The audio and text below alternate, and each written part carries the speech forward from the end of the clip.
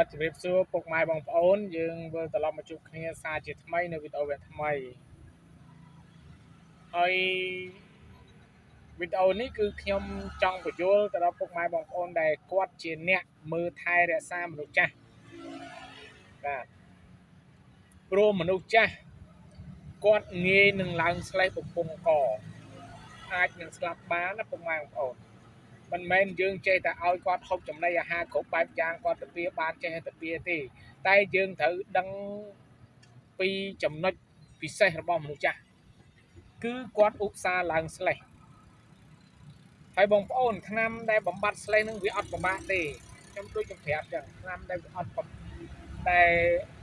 ទម្លាក់ស្លេះហ្នឹងឬមួយក៏ឲ្យវាស្លេះនឹងកុំឲ្យឡើងគឺបងប្អូនត្រូវ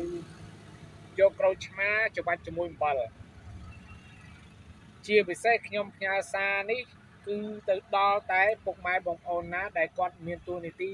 មើលថែមនុស្សចាស់នៅតាមផ្ទះក៏ដោយនៅតាមកន្លែងណាលាក់នឹងលាក់ក៏ដោយនិយាយរួមទៅមិនថានៅកន្លែងណាទេគ្រប់ទីកន្លែងនៅតាមផ្ទះក៏នៅតាមស្ថានភាពណាក៏ដោយឲ្យតែគាត់វ័យចាស់ដូចជាអ្នកខ្លះគេជួលយើងគេអ្នកមានលុយគេជួលហៅថាមេផ្ទះសម្រាប់ទៅមើលថែគាត់អីចឹងទៅអញ្ចឹងយើងក្នុងនាមជាកាតព្វកិច្ចអ្នកថែរក្សាមនុស្សចាស់ហើយយើងស៊ីប្រាក់ខែពីកូនចៅគេហ្នឹងគឺយើងត្រូវតែពិនិត្យចៃឲ្យបានច្បាស់លាស់នៅអាហារហូបចុកនៅអ្វីដែលយើងគួរឲ្យគាត់ហូបណាគួរឲ្យគាត់ហូបឬក៏មិនគួរឲ្យគាត់ហូបយើងត្រូវដឹងហើយបងប្អូនខ្ញុំប្រាប់មនុស្សចាស់ឧស្សាហ៍ឡើងស្លេះនេះគឺហាមដាច់ខាតកុំសូវឲ្យគាត់ហូបផ្អែមម្ចាស់ហូបផ្អែមដាច់ខាត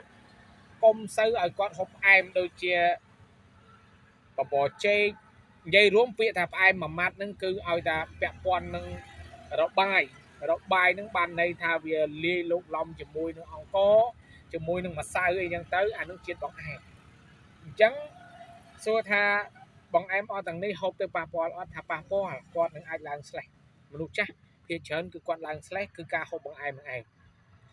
ហើយអ្នកខ្លះមិនហូបបង្អែមតែមិនក៏ឡើងថាមនុស្សចាស់ត្រូវតែឡើងស្លេះជៀសវាងបានគួរតែបងប្អូនកុំឲ្យគាត់ហូបផ្អែមមិនមែនថាមិនឲ្យហូបសោះទេណាដូចជាទឹកដូងនេះយើងអាចឲ្យគាត់ពិសាបានដូចជាបបរដែលខ្ញុំហាមឃាត់ដូចជាបបរស្ករដូចជាបបរសណ្តែកបបរល្ពៅអីអាហ្នឹងយើងអាចបបរល្ពៅយើងអាចឲ្យគាត់ហូបបានបាទ